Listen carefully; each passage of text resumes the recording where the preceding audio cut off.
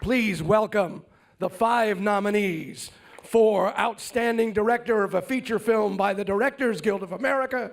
Here are some remarkable filmmakers. Please welcome them.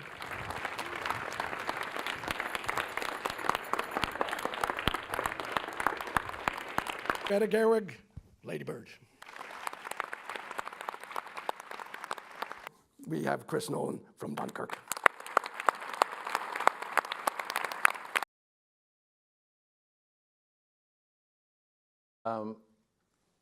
I'm always beside camera, so I always get as close to camera as possible.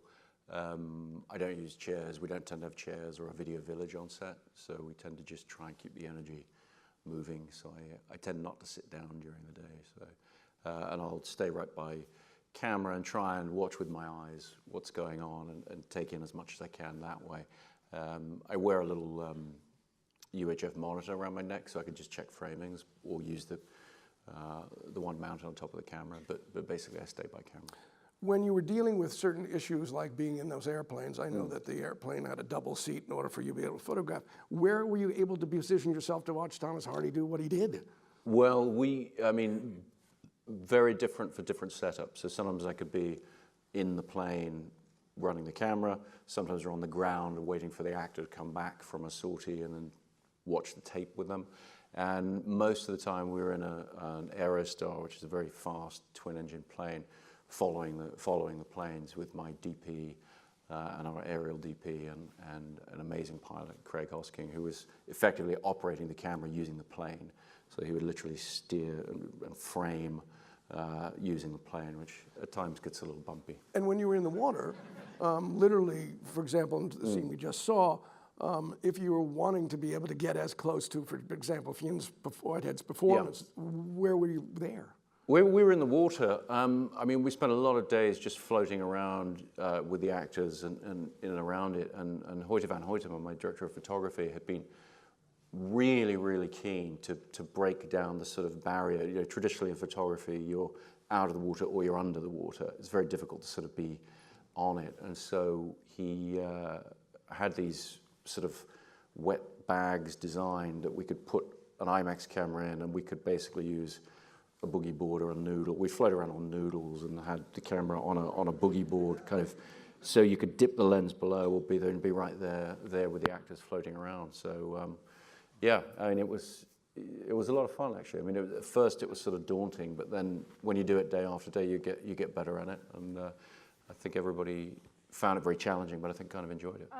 Well, to just sort of highlight the surreality of this moment, I had read, because before I directed, I talked to lots of people, I'd read a lot of interviews, and one of the things that I read was that you don't sit down on sets, Mr. Nolan, and that was a thing that I was like, well, gotta model yourself after someone. So I have Apple boxes but I don't like Video Village. This also comes from the fact that I've been an actor on a lot of different sets, and I find as an actor there's nothing worse than feeling like there's a committee that's a little away that's judging everything. And so I like to keep it kind of moving and fleet. And so I'm usually by the camera because I like to be sort of a one-person audience in that way for the actors, that they're kind of getting the performance to me and the camera at the same time. And I'm usually up and walking and just in the flow of what's happening. Got it. Thank you. Greta, for you, in terms of transition from the written word, and I know that you wrote hundreds of pages for this before it became the script that it did. Yeah. What's that process? And specifically, let's look at the opening, because I have no idea what was on the page at the opening versus what we now see, which has, even if I remember correctly, there's even a jump cut from the two of them on the bed to them making the bed. So you've got a time transition right off the bat. Did that evolve? Where are you in the process of writer to director? That was all on the page. I mean, I would say my movie is almost entirely on the page. Even the cuts are on the page. I think it's the way my mind works. I mean, it's different than the way you're talking about, but it's like I need to know what the rhythm is in an editorial sense on the page already. I don't like the feeling, when I've done other things, like I don't like finding it in the edit in the same way that I think that's a useful tool for someone else. But for me, I like to kind of know how, like, we're going to cut from this to this and what that rhythmically will do to the words in a way. Because for me, even though cinema is obviously visual language, words matter a great deal to me, and the way they sound and the way they interact with the editing. So that sort of, they're in the bed, and then they're making the bed, and then they're in the car, and we go from their backs on the bed to out the window on the car, and they're in the same position. Like, that was all thought through, and it was all, I didn't write it into the script, but it was all in the, I mean, I wrote the cuts into the script, but I didn't write the shots into the script. But for me, it was, I love symmetry, what you were talking about, and I also love, I love in movies when it feels like the opening of the movie is the entire movie in a scene, and then you basically watch that entire thing play out, and that dynamic, and even the lines. So the opening lines are, do you think I look like I'm from Sacramento? You are from Sacramento. Are you ready to go home? I'm ready. And I wanted the language, both visually and literally the language that they were saying, to be both simple and plain, but also has the ability to be poetic in its own plainness. So with the camera, I had a very clear, I was like, I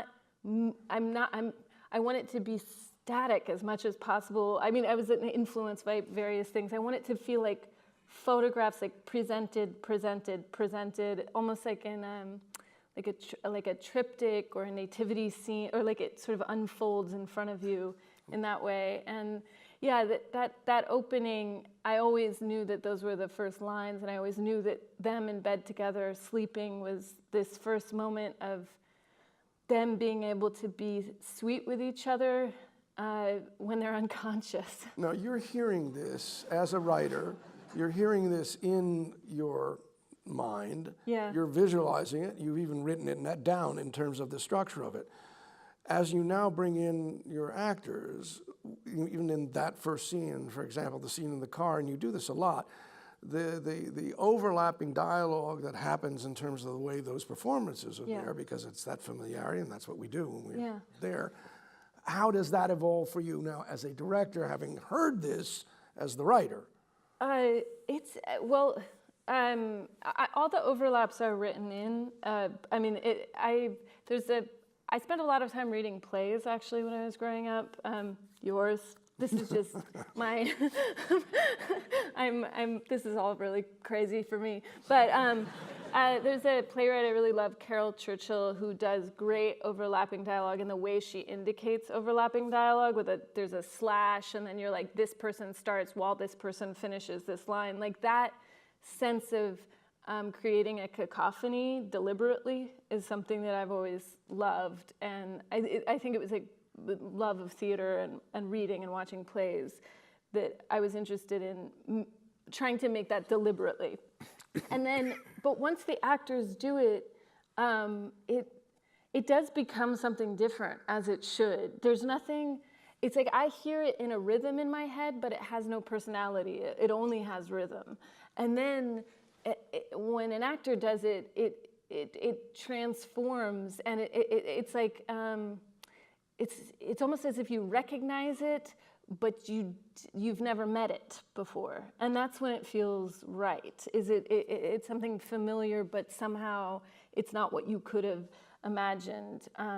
If you want to adjust now, if it's Saoirse and Laurie at that moment doing this, and now you're hearing it in a new way, and you want to now make an adjustment with either of them, what's happening to you as the once writer is saying, wait, don't touch my writing, I'm thinking playwrights to some degree, and now this is something, another process, an evolving process? Well, I didn't adjust the words at all. I had a very great playwright who's in my film, and a great writer in general, Tracy Letts. Tracy, yeah.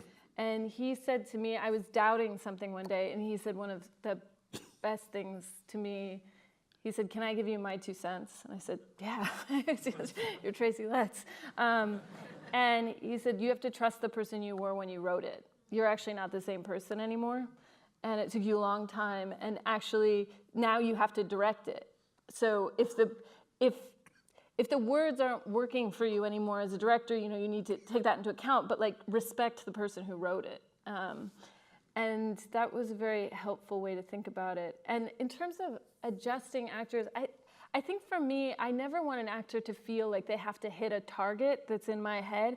I want them to feel that what we're doing is trying to create as many possibilities as there are, and that as many, because as an actor, I know the feeling of when a scene opens up to you, it's like a key fitting in a lock, and you didn't know there was this entire world on the other side. And I can see it happen to actors, and it's the opposite of hitting a target. It's like they're completely empowered to make wild swings and choices because everything is right, because it's all coming out of something that makes sense to them. But for me, I feel like when I make adjustments by the time we're on set, because I do a lot of rehearsal, and I like rehearsal, and it's not even literally working on the lines. It's like getting them together. It's getting a dynamic going. It's getting them to feel free with each other and with me, and to create these connections. But I'll hear it, or I'll see it on their face. If there's a lack of specificity, I think that's the thing that I am most sensitive to, because it's what I can actually help them with. It's like, no, it's this is. And you give them the most specific thing, and then you watch it click in, and it's not a result. It's knowing what you're doing, knowing what your goal is, knowing what you're driving at, knowing what that position is. And so I think that's what I'm always on the lookout for: is are they muscling through it with something that, because they don't understand it, because I haven't done my job. So just getting in there and getting very specific. Got it. Well spoken. Well spoken. Thank you, Greta. Chris, the opening of the movie uses titles. You make a very specific point of view, which is everything that's dangerous is behind us when it finally starts. How did that evolve from what you had written? Because I know that this screenplay was very short, right? Something 70 pages, if I remember, or something. And here you have incredibly complicated sequences. So what's your process? And even looking at the opening, if you take that as an example. Well, as you said, the script was very stripped down. It was very short, about half the length I usually do. It was 76 pages, and it was mostly stage directions, so very little dialogue. And I'm always looking in the opening of a film to try and have a sense of calm about what the filmmaker is doing, where you create a symbolic representation of what the film's going to deal with in some way. In the case of Dunkirk, it had to be expositional to a degree, and I wound up using titles, which I hadn't done before, intercutting with it just to give the basic piece of information and then free the imagery up to sort of immediately start telling a more human story. But the idea of having I wanted to make it very clear that you were never going to see the enemy. The enemy's unseen. And so I thought a lot about what it is we're trying to say with the point of view of the film, the human experience. And ultimately the idea was the random nature of the violence. And so the idea that we would see a group of soldiers from behind and not see their faces, and just see them killed one by one, other than one, who then becomes the protagonist. But the idea behind it is you don't know which one of them. It could be any of them, and it's irrelevant. And then you pick up the guy who happens to survive. And so when we came to shoot it, we had to shoot it on an electric tracking vehicle with a stabilized head sort of chasing the guys. And it was difficult to do it safely because they were having to drop, and then they'd be in the path of the vehicle if we weren't careful. So it had to be carefully choreographed, but we wanted it to have a very scrappy and random quality to it. And so the take that's in the film is not the last one we did. It was the one where it was the most uncontrolled. And then we cleaned it up and we did it 3 or 4 more times and got it sort of perfect. But I think both Hoyter and myself knew that when we looked at it in dailies, we would choose the one where you can tell that the camera operator doesn't know who's going to get shot first or second, and so you're slightly missing it. And sure enough, that was, I mean, I don't think we ever even tried the other takes in the cut. And so there's even, I mean, even to the extent that there's a mistake in the shot, you know, there's a squib that didn't go off, or went off, rather, the squib goes off and the guy keeps running and stuff. And we just left it all scrappy in that way because it had energy. And ultimately, the random quality of it is sort of the point. You want to tell people right at the beginning, this isn't about heroic deeds, it isn't about good people being rewarded and bad people being punished. It's just about the random quality of violence. In the script versus that scene, had you seen locations already as you were writing, so you kind of knew? Yes. I think we can use this area, Yeah. And once you were in the position of being on that set, what would be the process of even setting up this opening now? Well, it was a very unique situation for me because of dealing with historical truth. And so before I even wrote the script, I went there and I walked the streets and I looked at where things had really happened. And I walked out onto the mole, you know, the structure that heads out to the sea, and I walked endlessly up and down the beach and saw the vastness of it. And so I had all that in my head from studying the history and then walking it. And then as I wrote the script, I was able to be quite specific. And so then when we went to scout the location, you know, bring my heads of department, and I could show them an exact, I said, we're going to run out of this street. I think I'd actually shot the street that he runs out and sees the beach with a Super 8 camera that I brought with me. And I had already kind of, with a friend of mine, just kind of filmed that and sort of seen what that would look like and which bits you'd see. And so we started to put the sequence together that way. And the difficulty was explaining to the different department heads, the ADs in particular, that the beach was not a location. It's a whole world. It's basically 14 miles long. You know, we used about 7 miles of it. And so you couldn't schedule it. And walking and moving on sand is very, very difficult, very time consuming. And so you had to schedule it according to very specific areas of where you would be. You know, when you would be up in the town overlooking the beach, when you would be down on the beach, right below that, when you'd be over near the base of the mole. Because just to move from one to the other, to move the whole company would be hours. You know. So in your writing process, it feels like, and this may be true for all of you, but it feels like you're also the director in process writing, meaning that you've been to this location. Now I know what this may look like. I'm already seeing a scene that I then am. Yes, I mean, it's been interesting listening to everybody talking about that as writer-directors.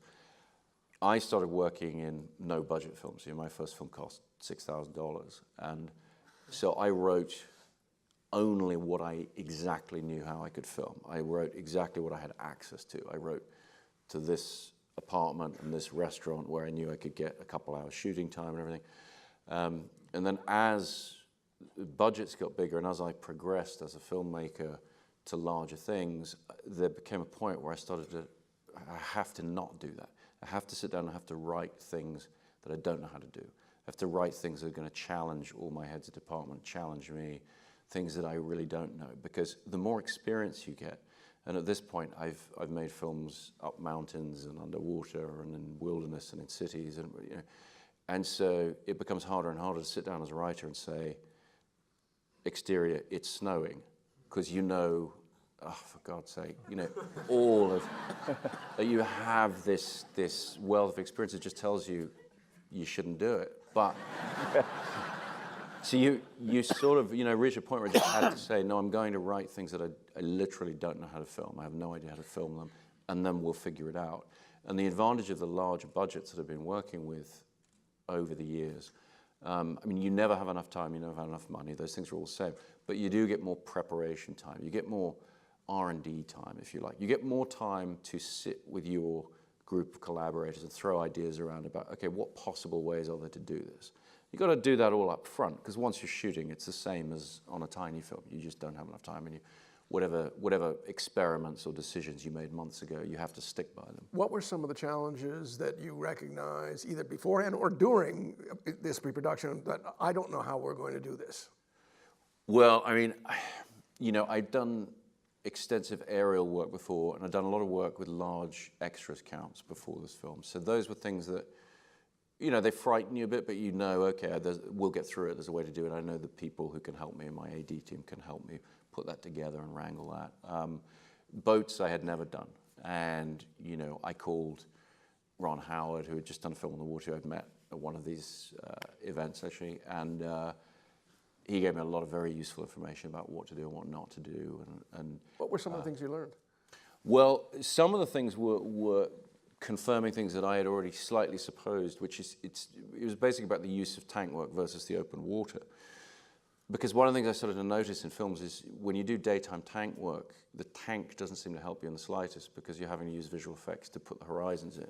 And the horizon is always exactly where you're looking in the frame, so the whole thing becomes a visual effect. So it's sort of like, well, why not just shoot in a parking lot?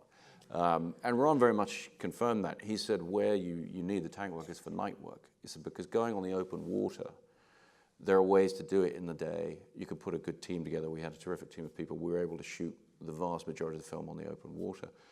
But Ron pointed out quite rightly, you can't light it out in the open water because when you then light it, it just looks like a tank anyway. Because you're having to artificially light it because you're out in the middle of nowhere. And so that was an incredibly useful piece of advice. Also, the thing that I also heard from Steven Spielberg, who I also called up and asked about it, is handheld camera on boats is really a fantastic way of getting a lot of footage very quickly. It's the most versatile camera platform that you have.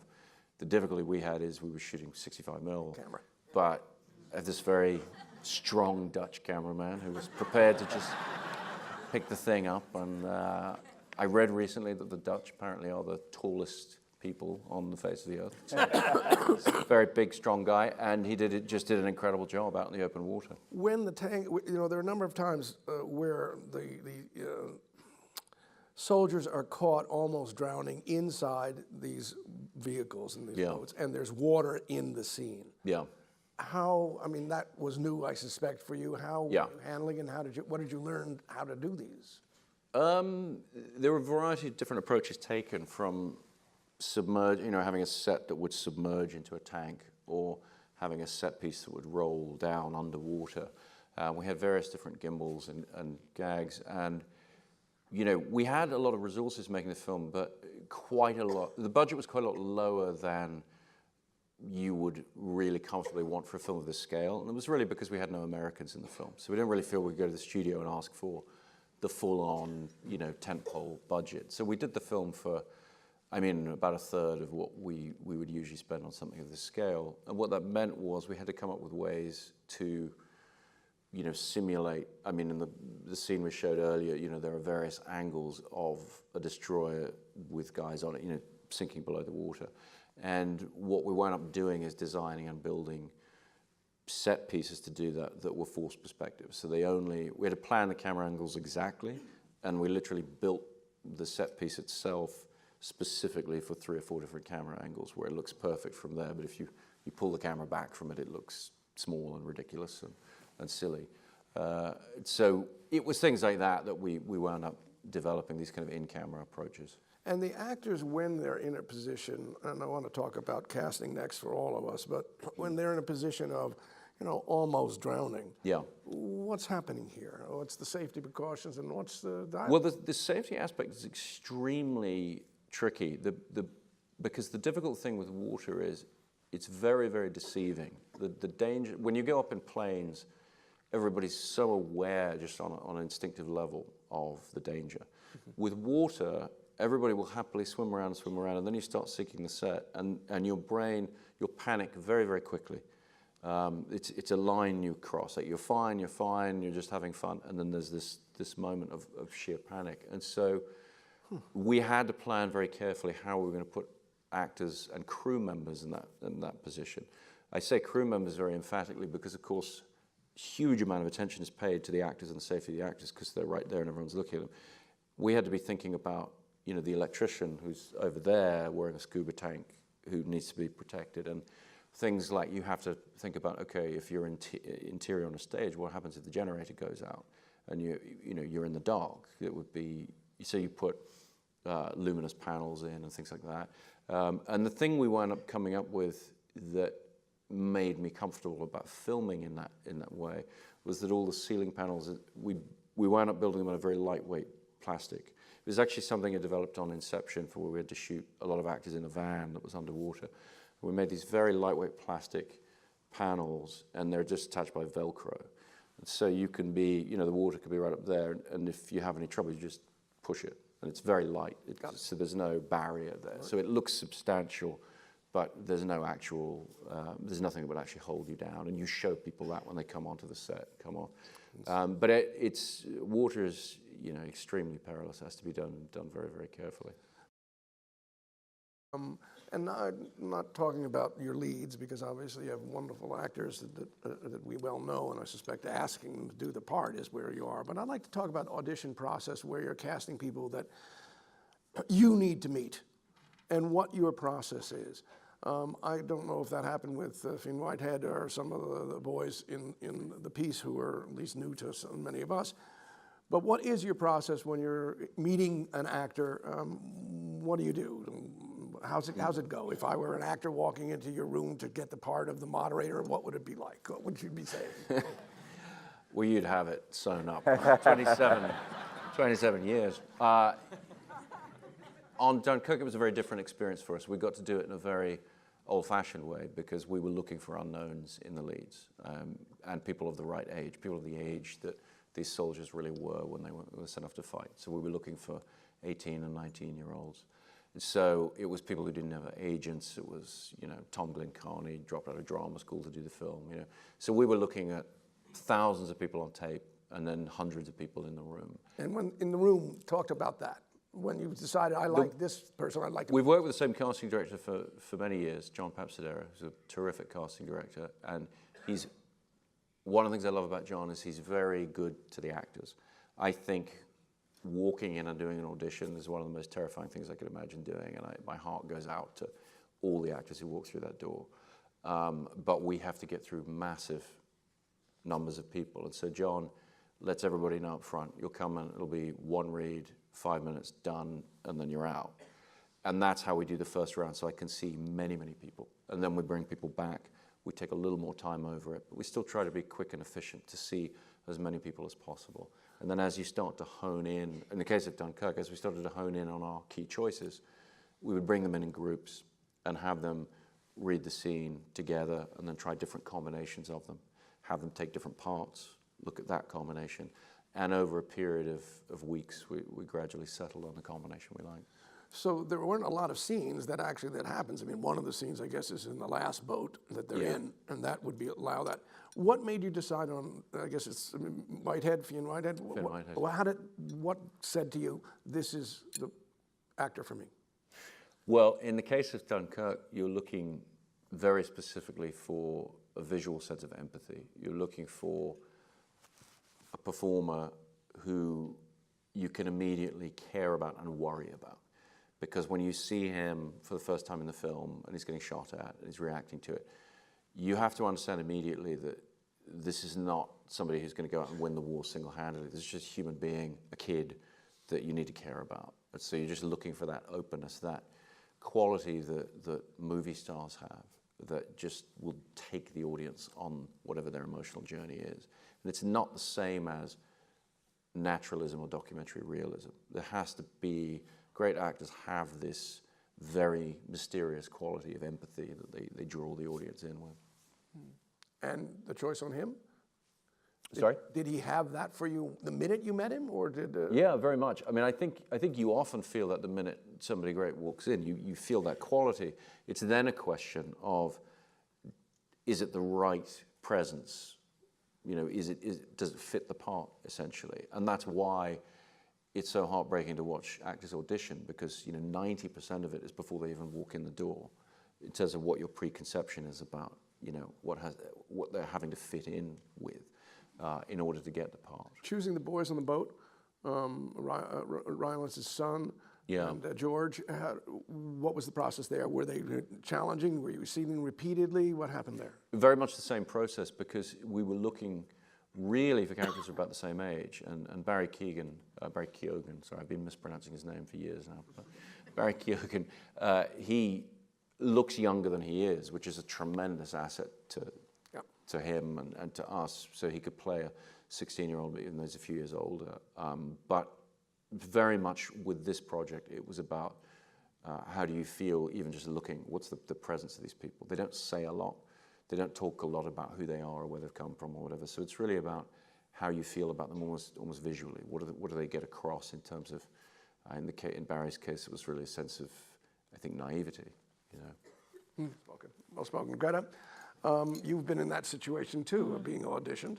So what's your process, particularly for, let's say, the smaller role, if you will, that someone where you want to meet? How do you go about your casting process? Well, yeah, similarly to Jordan, I've been in a lot of audition situations which are just dreadful. And by the way, why are they dreadful?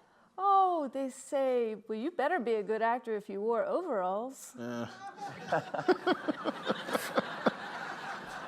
That happened to me. Warning to every actor in the house, never wear overalls. Yeah, don't wear overalls. I think I said, you betcha. No, I have this, like, I mean, for me, like auditioning actors, I'm so sympathetic to where they are. I have the same thing. I would spend a long time with people. And I think, you know, I think with some actors, it was you know, they sort of said, yeah, let's like, do this. I feel like when you're auditioning all the time, and it becomes a way, hopefully, the good experiences of auditioning is you get to act that day, and that's something you don't get to do all the time. And so I try to make it into an experience where they get to act that day, and we get to work on something, and we get to see what it is, so that when they leave, it feels like they got to do something and be part of something creative. And so I had casting directors in New York and Los Angeles. I had these two casting directors who work mostly in theater, at the Public Theater, Heidi and Jordan. They'd actually never cast a movie before. We worked together because I go to the theater all the time in New York. I love going to plays, and I was interested in trying to, as much as possible, fill it with theater actors. I had a sense of that. And then because we were shooting mostly in California, I had Allison Jones as my casting director out here, and she's incredible. She's got amazing taste, and when she likes an actor, it's always right on. But so a lot of the cast I'd worked on collecting who these people were in New York, and I cast them early. And part of casting them early was I wanted these opportunities to get everybody together, to get them to meet, to get them to exchange numbers, to be connected to each other. Because I think so much of acting work, it's like laying down sediment, and your unconscious works on it a lot. And I think, of course, I like rehearsal, but I also think there's a way in which these things grow invisibly.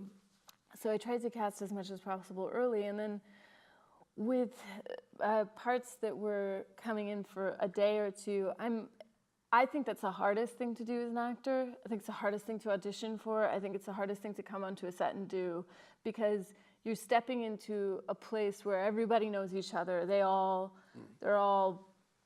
They've been working together for weeks, and you have to inhabit a whole person and make this reality in a couple of days or a day. And so that's part of the reason one of the things I did on set was sort of I had everybody wear name tags, including myself, especially for the people who came in for a day or 2 days, because it's too many names to get to know. But yeah, If an actor's coming in, yeah. and for one of these parts, are you working with them as an actor? Do you read with them? Where are you in the process, and what do you ask them to do? Yeah, I will have them. I mean, for the smaller parts, I prefer not to read with them, because I feel like that I'm a bad scene partner when I'm reading with them, because I'm looking at them. I'm not playing off of them. what I like about Allison is that she's a great scene partner. I think for me, having a casting director who's a great scene partner is invaluable because it allows the actor to play with them and to build something. And I think particularly for roles that don't have lots of lines or I don't have a run of things, sometimes I'll write scenes that don't exist and say, read this. Because I'm not, it's not about, oh, they said those 2 lines exactly correctly. It's about who this person is. So I'll have them, and I actually like, I like giving them the scenes like that and say, just go out in the lobby and come back in and read the scene that you've never read before, because it takes off the pressure of that they have to have it set.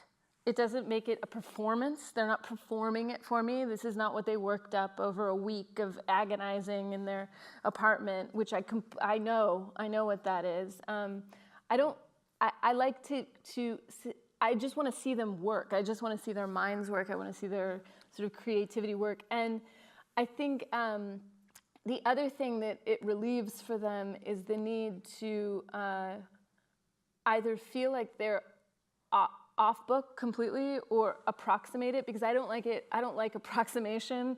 I like, and if they've just got the scene, they don't feel self-conscious about looking down and saying, oh, this is the word. That never bothers me. And I like kind of creating an atmosphere where it's a workshop type of atmosphere. And if you're going to give an adjustment to an actor who's done that, what kind of adjustments will you do in the casting scene itself? In the casting scene itself. Or casting session, obviously. I mean, it's. Or will you? Yeah. I will. I'll give specific things. I mean, it's honestly depends on what it is. I think it's usually about redirecting their attention. If they're not, if it feels like they're doing it in some way that's not connecting, it's like instead of you don't want to give like. I mean, you can give faster, slower, but that's usually not useful. Like. There's things like, the goal in this scene is make yourself understood, or something like that. Like be very clear. What is the person that you're talking to understanding what you're saying, or are they like change their objective, like redirect their objective, because then you get to see their wheels turn about how do they do that. You're not giving them the results. You're giving them like. An intention. This is the intention of this, and then you get to see they can come at it from different ways. And then when usually it's an actor you end up casting, is you start feeling it all go together. Like then they'll do something that'll give you another idea. But like for example, one of the teachers, Mr. Bruno, who the character of Julie has a crush on, and the audience knows that, and he doesn't know it, and it's this sort of secret world and it's not even clear that Lady Bird knows it. And I always like that in movies when the main character doesn't know something that the audience knows. It's a nice feeling. But I auditioned a ton of people for that because I was like, it has to be very clear he is not interested in her, but you could see how she would mistake it. You just like her, but you're not creepy, but you have this way about you. And I felt like I would talk a lot in metaphor. Like when I was auditioning people, I was like, you're the coolest guy because you're the youngish teacher at an all-girls school, so you know all your jokes land. So say it like you know they land. And like, but you're not in the world a person whose jokes land. But like those kinds of detailed directions. And I find it mostly gets people's juices. They're like, no, I know that. I know exactly what that is. And then they'll do it in this way that embodies all those subtleties. And I feel like I end up talking more like that, like objectives and kind of metaphors of who these people are. Was the part of Julie someone that you knew, or did she come in? No, I didn't. Beanie Feldstein auditioned for me. She. You remember her audition? Yeah, I remember she said, she walked in, I felt like I knew right away. I had that like kind of, she was just right away. She was so perfect. The way she dressed herself, I mean, she was she knew what it was to, she felt she was perfect. I mean, she later told me, she was like, if I don't get this, I don't know. Like, she had a very strong sense of it. And I remember when we were, I mean, every scene was kind of exactly right. It was just And you knew there. right away, as you, Chris, you mentioned, and many times it's been mentioned, that you almost know instantaneously. Now you learn more, and sometimes you learn that it's an affirmation of even more, and sometimes maybe it's yes, but not right for this role. Yeah, I mean, I think what I look for too is like actors who feel like they have, and that's why I think I avoid the auditions that feel like performances, because I don't want to see all you've got. I want to see the beginning of what it will be. Because if you can give me all you've got right now, it's not as interesting to me as like, it's a sketch, it's an opening gambit for what this relationship will be. And yeah, Beanie Feldstein was right away, just right away. And she said to me, we were reading, I had to read this scene with, that happens where after prom at the bridge, and she's talking about her Summer plans. Her summer plans and her dad who showed up and what that is. And I remember saying like, to her, it's the kind of conversation you have. You don't even need to be looking at each other because you're tired. You've been up all night, and it's that intimacy where you definitely don't need to make eye contact the whole time, and you can keep your voice lazy. And she said, oh, it's like my best friend and I, we call it our pillow talk. And I was like, yeah, it's just that. It's exactly that. And she said, it's like when you're drifting off, and that feeling of, I'll tell you something because we're so tired, and it's been a whole night. That's great. Thank you. Yeah. Greta, for you, rehearsal, you also come from traditions of rehearsal. How did you do it on this particular movie? Yeah, I like rehearsal. I like rehearsal, not so much the. Again, I don't want to feel like we're setting it in stone or anything like that. But just opening up avenues and about that, the thing of the dynamic of feeling what the dynamic between these people are. And I think as actors, I mean, I think your greatest fear is always that it's going to be terrible, and it's going to be wrong, and you're going to be on set, and there's going to be all these people and equipment, and it's wrong, and that's a terrifying feeling. And so what I try to create in rehearsal time is this space of play and safety and investigation, so that it doesn't feel like they're in front of the firing squad once the camera goes on. And I mean, I had one of my actresses who's so great, Laurie Metcalf, who plays Marion. She told me really early in the rehearsal process, she mostly does theater. She does television, but she mostly does theater. And she said, I'm terrified of the camera. And she said, it's scary for me. I don't know, I'm not sure what my relationship with it is. And Saoirse's the opposite. She'd just done a play on Broadway, and she said, I miss the camera.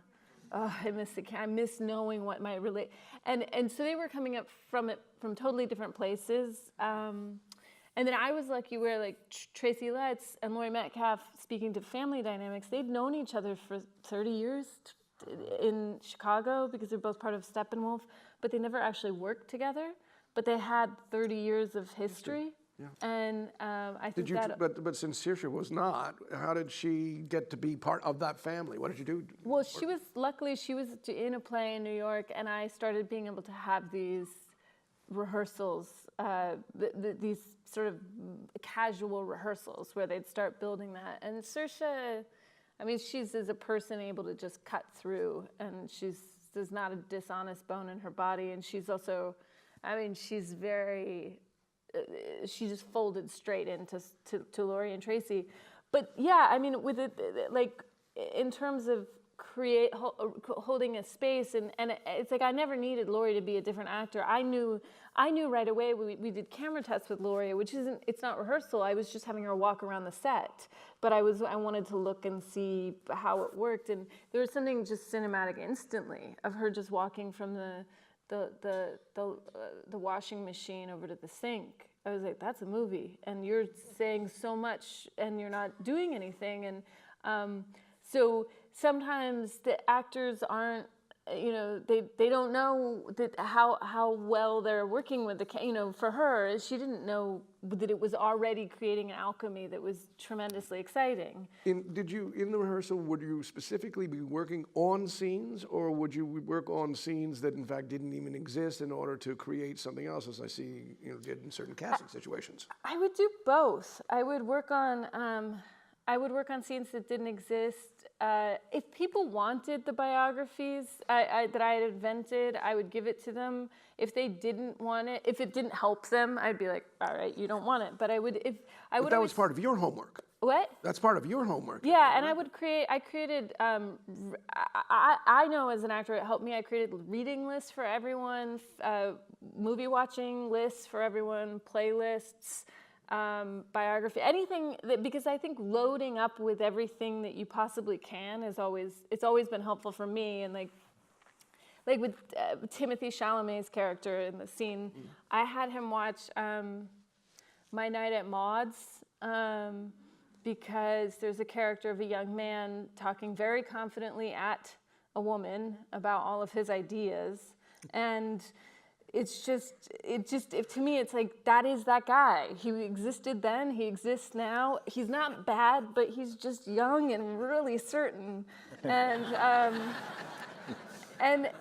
I those things are helpful. For some people, it's not helpful, and they'll tell me when it's not. But it is. I want to jump to something here, because there's an amazing scene near the end where the camera literally is in Laurie Metcalf's face as she's driving from the airport around. Talk to us. How did that happen? Knowing that now maybe she was getting used to it, but Well, originally I had an idea. There were many things that I had. This is the first film I directed, so I covered myself. But there were scene ideas that I had. I was like, I want to do it in one. Like the opening fight car scene. I wanted to do that in one. I watched that scene in Paper Moon when they're fighting in that one take, and then I'm lucky enough, I know Peter Bogdanovich a little bit, and I talked to him, and he was like, that took 5 days of shooting. And I was like, that's so much of our schedule. I can't do that. Also, it's much easier to shoot one of those scenes when a car doesn't have a top, because you can see more of the landscape. There's great car stuff in Cleo from 5 to 7. Also, that car doesn't have a top. Yep. Car tops are hard. Anyway, so I had these ideas of doing these wonders, and then I was like, okay, no, you're not going to do the whole thing like that. But I had an idea of wanting to do. I'd sort of tried to create a way. I was like, how could we get a camera off of the car and into the airport? And there was just no way on our budget with it. So I had to find my way to cut it out. But I was like, I want you to be with it the whole time and then go in. But the drive was too long, and I couldn't figure out how to do that thing. If I had, but what did you tell her? So she is the most relentless actress. She's the most committed actress. She could do anything. She could do it 10 times. She could do it standing on her head. Anything you wanted, she could do. And I do a lot of takes. I tend to do a lot of takes, actually, because I always like to see where actors go after they get bored with their own ideas. Because something interesting happens. I don't know, it's like a theme for me. I think the other side of boredom is always where the good stuff is. Mm-hmm. Because I think you get really excited at first. You nailed it. Everybody's happy. It's good. And then you kind of settle. And then it gets boring. And then something else comes up. And that other side. So I think boredom is very instructive for me as a writer and as watching actors. And then, so with Laurie, though, she said to me, because she knows I do a lot of takes, she took me aside and she said, I can do this twice.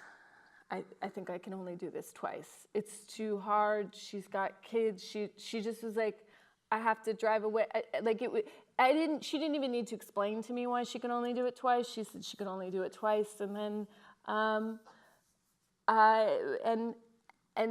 but that's not her saying, here's my limitations. That's her saying, I will meet you with everything I have twice, so you have to meet me there too. And that's for, I think, for director, an actor who knows themselves so well, and they say, this is what I need from you, so then you can provide that. And she did. Yeah. Do you remember which take you used? The first one. Wow. She was just, it just was there. Yeah. And she goes through, just that anger that creates a kind of certainty, which is very dangerous, that gives way to a little bit of doubt, which then uncovers, of course, there's pain. And then once the pain takes over, then this hope of maybe I'll get back in time, and then realizing it's too late. Now she did all that. That cycle that you just said, yeah, which is quite beautifully put. Did you know that then? Did you know that even when you were writing that? And would you, if we had looked at the script and I had asked you, the question, what's the cycle going on in this, would you have said what you said now? Yeah. I mean, seeing Laurie do it, it deepened and changed, because she inhabited the character in this very specific way, and in some ways the roughness that character has as the defense for fear or for other things, that when that starts crumbling, I couldn't have predicted how she did that, but I always knew that scene sort of came to me wholesale of like, you drive away and then you drive back. And one question just about this. Did you discuss it at all? Or was this one of those moments both of you knew and she said, I'm going to do this for you, but twice, but that's it? Or did you discuss it? We did discuss it. We did, we did pretty traditional, particularly me and Laurie did very traditional table work, like you do in theater, where you sit around and every single line you talk through, and you do this very, it's not intellectual exactly, but it is dramaturgical. It is like. Are you talking intention and character essentially? Yeah, intention and character and backstory and what does this mean?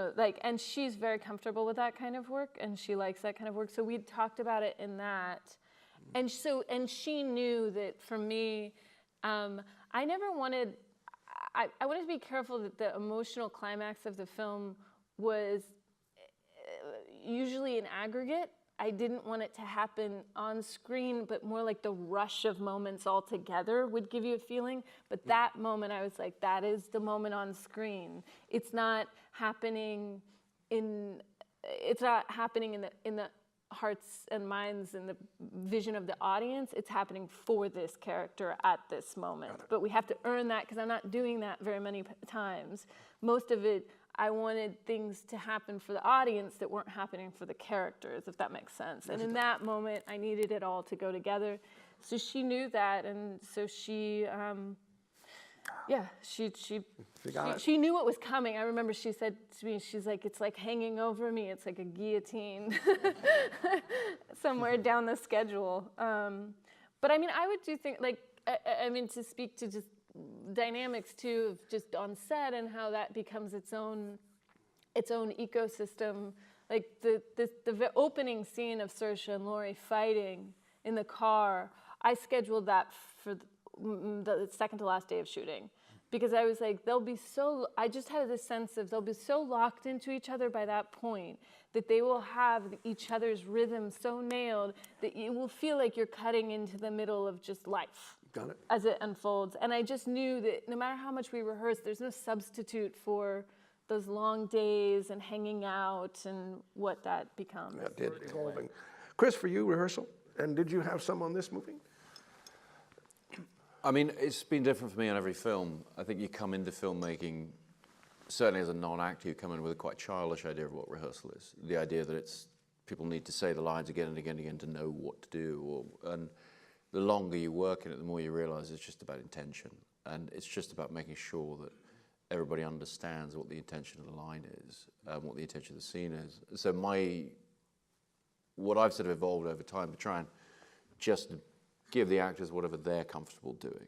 So I don't rehearse for me anymore, or just rehearse for them. That is to say, we'll book a meeting, we'll sit down one-on-one or two-on-one, or whatever combinations we need, and just talk about the scene. And I'll get them to read the scene just so I can stop and say, well, this is what this is about, this is what that's about. And what I find is the actor then feels free to either rehearse more fully and perform it and stand up and walk around or whatever, or it just stays at that level of, okay, we'll just talk about what's the intention behind the words. And that's more or less my sort of default process at this point. And I've done films where we had a lot of time to rehearse, we had months, and I've done films where we couldn't do any rehearsal, and we had to do it on the day as we went. The difficulty with that approach on Dunkirk is there are very few words to play with, and that really only works for words. So there isn't really much point in talking about when the explosions go off, how you're going to feel or whatever. It's like you'll figure that out when you get there. But the exception was the scenes on the Moonstone, the small yacht, led by Mark Rylance. And Mark is a brilliant, brilliant actor who comes to the world of theatre. He's one of the legendary British theatre actors, and I'd wanted to work with him for decades. And he really pushed me to a process that I thought was fantastic of getting onto the boat really just over a long day with the kids who really hadn't done a lot of acting before, and Cillian Murphy, who had and I'd worked with before and was very comfortable with. And what Mark really wanted to do was fill in the blanks. The script was written with all of the cross cuts between the timelines, and so there's always elision. And he wanted to explore with the other actors, okay, what would we be doing in between? What would have happened in the hours between this scene and this scene? And so we spent a day on the boat just doing that and just fleshing out all of that. And I think it was a very valuable process. It also told me that the physicality of the boat was going to be everything in those scenes. So there wasn't really any point in rehearsing in any other way. So in the end, what we wound up doing on the shoot, because we shot for about 3 weeks on this boat, it was a very small crew stuffed in, and shooting on the open water, and to get to a clear horizon, we had to motor out 45 minutes or an hour every morning on the boat. And so what we would do is we would rehearse the scenes as we went, and we would just rehearse, and Hoyte would watch and rehearse, we would talk about it, and just gradually we'd sort of look up and say, okay, we've lost sight of land now, we might as well just shoot the next one and just sort of ease into it that way. And that allowed it to be quite spontaneous and quite intimate. It's one of the more intimate films, that section of the film that I've made, actually. I know you've mentioned there's a wonderful moment, in fact, actually we see it here, when the boy says to Cillian, the kid's okay, which is not, George is dead. And there's an exchange between father and son. Did you discover that in this process that you're just talking about as you were going out there? Well, originally discovered it in conversations with Mark about how I'd written the script, because I had omitted that moment. I had just skipped over it. And this is what I've always found wonderful about working with actors and bringing them on. And I don't, Guillermo, I don't write biographies for them. I kind of want them to do that. I sort of want them to become an expert on their character and tell me. And if it contradicts something I'm feeling about, how that's going to affect the story, then we'll get into it over that. But broadly speaking, I have my own set of answers, and I need to be able to answer any question they ask. But what Mark was doing in that moment was saying, you haven't shown the interaction of my character with my son, what do I say about it? And I literally hadn't done it because my focus had been on a different character while I was writing the script and as I was imagining shooting it. And of course, it becomes a very, very important moment. And that's the beauty of working with really smart actors of tremendous experience who understand the whole thing you're trying to do, their character and the whole thing you're trying to do. And so you effectively surround yourself with experts on each character, and they're able to flesh it out and kind of add to what you're doing. And so that moment came about as a result originally of him pointing out a gap in the script, and then on the boat, sailing out to shoot it, just talking about, okay, well, what would it be and how would that work? And in the end it became, and this is very often the case, it was interesting when Martin was talking about not letting everybody change his lines, which I say good luck with that with some of the actors I've worked with. it's an admirable position. But what I found over the years is quite often I just sort of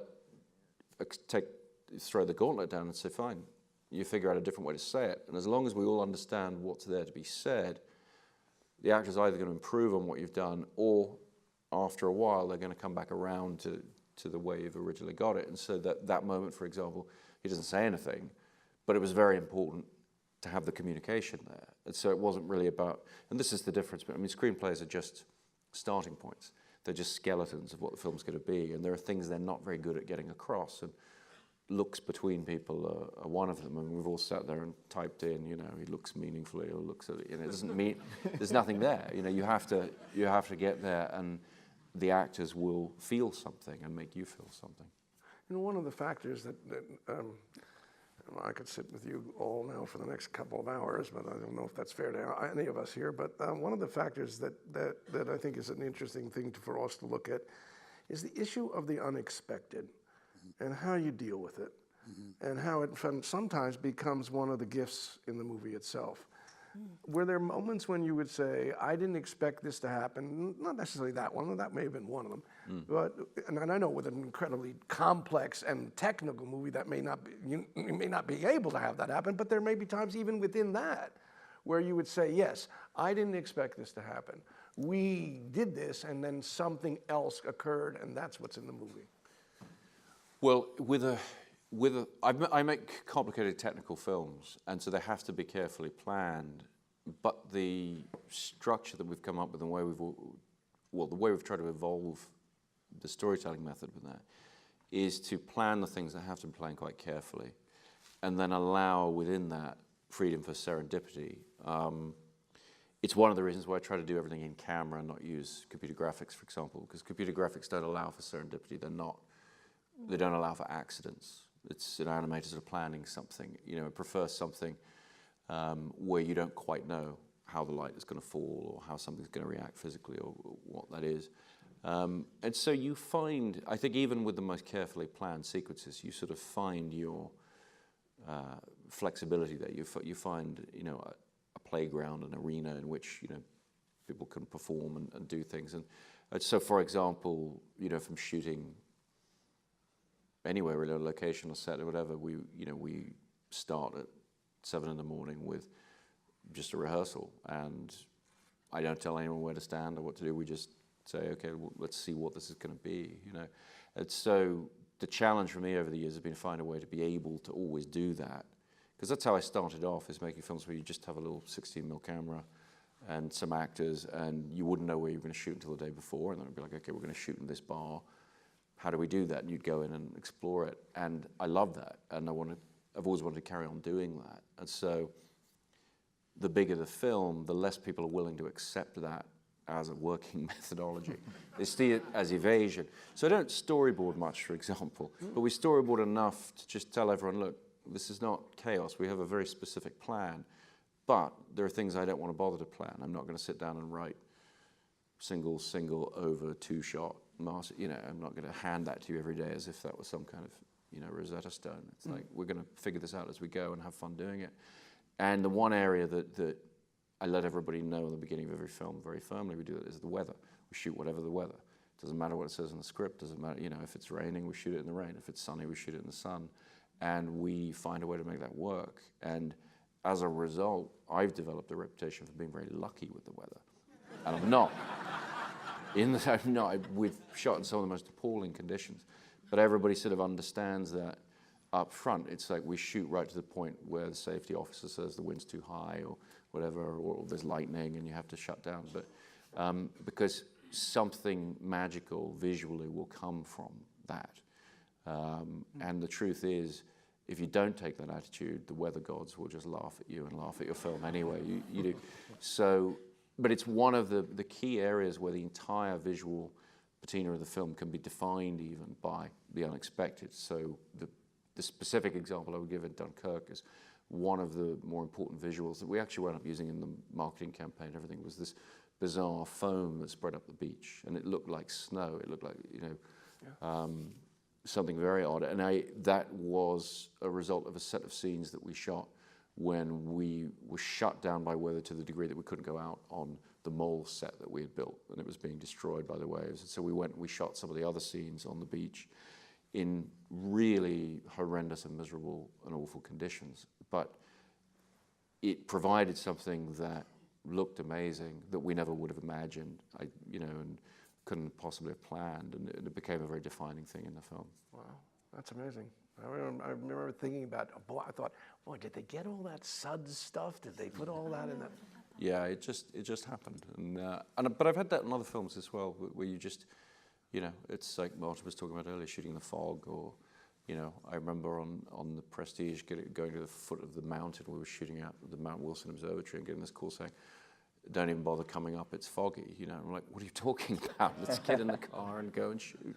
And it was magical, and that for me is part of the joy of unexpected circumstances, is they tend to be just making you look at things in a very different way. See it differently. Greta, for you, would you say there are moments where I never expected this, and here it is, and... Yeah, well, I think similarly to Jordan, I had it was a limited budget. So, I mean, a lot of unexpected things happen just in pre-production, just as you're leading up to the moment that it's happening, and you just, I mean, I don't know about you, but I think with smaller movies, there's this feeling of like, let's just get people shooting, and it's that lift-off moment, because I've been part of so many movies that have just fallen apart. It's happening, then this happens, and that, and then it falls apart, and so, I mean, I don't want to. I mean, there were days when it was just me and the AD, my first AD, Jonas, and my DP, Sam, and there was no one else driving the ship but us. I mean, to the point of like, let's just go scout grocery stores we've been in right now, because we don't, like, if we don't keep this going, because it's just, that's the nature of making very small movies. Things fall out and things change, and I think that you have to be a bit crazily relentless about it, because there is no reason it should exist on some level. I always think about the French word for director, the réalisateur. That's a terrible accent, but it always felt like to me to be a more accurate description of it, that you have to realize it. Yeah. It's not that it's in front of you and it's just waiting to be instructed. It must be realized. It has to be realized by you. Because it's impossible without a team and a support system, but you are the one that has to keep moving that forward. So in some ways, to me, once we were shooting, there were unexpected things that happened, but getting up to that point of like, we're shooting, this train is moving, that everything before that moment was the most like, oh God, we've just lost this, or this fell through, or every day. Thank you. For you, Greta, best, worst, and how did this movie change you, if? Yeah, I think I have to agree with Guillermo. Like, best and worst is flip side of the same coin for me, because when I think of the things that were the worst, then I think of the thing that we developed to work around it, and then also the immense relief and satisfaction that comes on the other side of it is the best experience. So it's hard for me to break it apart like that, because it all goes together. I mean, I think, I think that I love cinema, and I love movies, and I love movies. I love that they're finite. I love that it cuts to black. I can't think of a more upsetting thing when you've loved something and it goes away and you think, I want to get it back. And I think that, I knew this as an actor, but there's nothing to learn it more as a director. Every single minute you spend doing one thing is a minute you don't spend doing something else, because it's one of the very few timed art forms, and And that is true of all of life. Every minute you spend doing one thing, you're not spending that minute doing something else. But there's a vividness to it when you're making a film that you suddenly feel your own mortality in a great way. And then I think when you go watch a movie that touches you some way, you feel your mortality. You feel that end. You feel that parentheses. And I think that experience of that clarity of the minutes as they fly is a very terrifying, very beautiful place to live. And I think for me, this has been the most utterly transformative thing I've been able to do. And it's a thing that I'd been working towards and I'd wanted to do for a very long time. But I can't, it truly feels like a before and after. And the transformation, can you define some of that? I think it's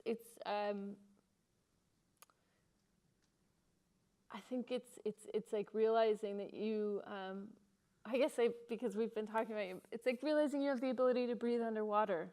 And you're standing on the edge of this ocean and you say, no, I can't go in, I can't breathe underwater, and somebody says, well, did you ever jump in? And you say, no, because I don't want to drown. And they say, but what if you don't? And then you don't. Got it.